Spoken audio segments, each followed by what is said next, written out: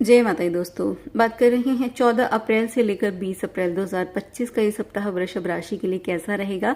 साप्ताहिक राशिफल का फायदा ये है कि उसी हिसाब से अपना ये वीक प्लान कर सकते हैं। अगर परेशानी वाली डेट्स हैं तो उस समय बड़े डिसीजन ना लें, और अगर अच्छा समय है तो उस समय की शुभता को बढ़ाने के लिए ज्यादा एफर्ट करने चाहिए। शुरुआत करेंगे 14 और 15 तारीख से। तुला राशि के चंद्रमा हैं और छठे भाव में रहेंगे। छठे भाव में चंद्रमा ये थोड़ी परेशानी पैदा करते हैं। छठा भाव एक नेगेटिव हाउस है जो टेंशन देता है। आपके काम में किसी तरह की रुकावटें आ सकती हैं। आपके वर्क प्लेस पर जो ऐसे लोग हैं जो आपके फेवर के नहीं हैं, आपके शत्रु हैं, वो आपके काम का क्रेडिट ले जाएं, आपके बारे में कुछ अफवाहें फैलाएं या आपकी शिकायतें करें, ऐसी संभावनाएं दिखती हैं। तो ऐसे लोगों से बिल्कुल एक दूरी बनाकर चलनी है और अपनी कोई भी बात, पर्सनल बातें इनसे बिल्कुल शेयर ना करें। पेट से जुड़ी कोई बीमारी हो सकती है, खाने पीने का बहुत ध्यान रखना है। रात को सोने से पहले दूध ना पिएं और दूध का दान भी नहीं करना है। मंदिर में दान करें, शिवलिंग पर अभिषेक करें तो बहुत ही अच्छा रहेगा। पैसा कमाने के लिए काफी अच्छा समय है। सरकारी नौकरी में है तो काम में मन भी लगेगा और प्रमोशन के, ट्रांसफर के चांसेस भी प्रबल होंगे। स्टूडेंट्स के लिए थोड़ी परेशानी रहेगी, आपकी पढ़ाई में कुछ दिक्कतें आ सकती हैं, इसे बहुत ज्यादा फोकस होकर पढ़ाई करना है। इस समय की जो सबसे बड़ी सीख है कि पैसा किसी को भी कर्ज पर ना देना है, ना ही किसी से लेना है। संबंधों में भी किसी तरह के शक, लड़ाई झगड़े, इनसे बचना होगा और उपाय जरूर करें। देखिए, छठा भाव सेवा का भी भाव है, तो जितना इस समय आप लोगों की मदद करेंगे, खासकर जो बेजुबान हैं, जानवरों की मदद करेंगे, उतना ही ये समय आपके लिए अच्छा होगा।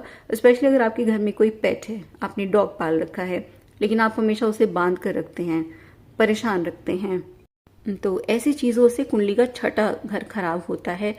आपके जो भी घर के पालतू जानवर हैं उसे आप घर के सदस्य की तरह रखिए, प्यार करिए उसे। देखिए, जैसे घर के सदस्यों को बांधा नहीं जाता है, समय से उनकी देखभाल की जाती है, ऐसे ही उनका ख्याल रखना है।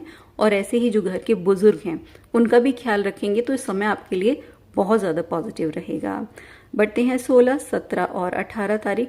वृश्चिक राशि के चंद्रमा ये आपके 7th हाउस में रहेंगे। ये बेहद शुभ भाव है कुंडली का, क्योंकि विवाह और रिश्तों का ये भाव है। तो ये समय आपकी लव लाइफ बहुत शानदार रहेगी। पति पत्नी समय एक दूसरे का साथ पसंद करेंगे। कोई पुराना लड़ाई झगड़ा है, किसी तरह के शक हो गए थे तो वो सुलझ जाएंगे। यदि आप विवाह लायक हो गए हैं तो इस समय कोई अच्छा रिश्ता आएगा, या आप किसी प्रेम संबंध में हैं और अपनी फैमिली से बात करना चाहते हैं तो इन दिनों में कीजिए, जरूर आपके जो प्रस्ताव है वो माने जाएंगे।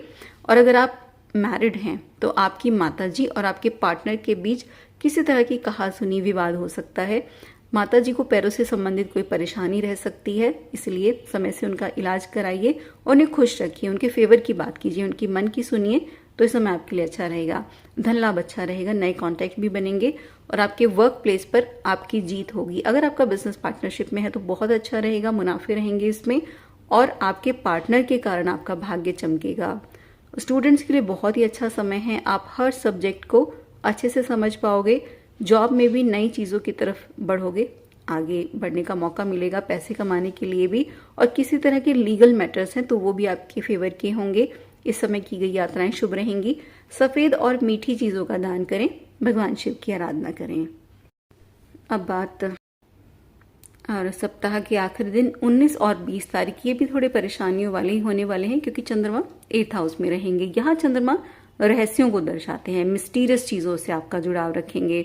आप हर चीज की तह तक जाना चाहोगे, क्यों हुआ, कैसे हुआ, खुद के बारे में भी विचार करोगे कि लाइफ को अब चेंज करना चाहिए। तो एक ओवर थिंकिंग का स्टेट रहेगा, नेगेटिव भी रहोगे। कुछ नुकसान इस समय हो सकते हैं, इसलिए पैसे के लेन देन में बहुत सावधानी रखनी है, धोखा हो सकता है। शेयर मार्केट से अगर आप जुड़े हैं तो बहुत ही ज्यादा केयरफुल रहना है। गलत तरीके से पैसा कमाने की कोशिश करेंगे तो आगे जाकर ये एक बड़े नुकसान को जन्म देगी।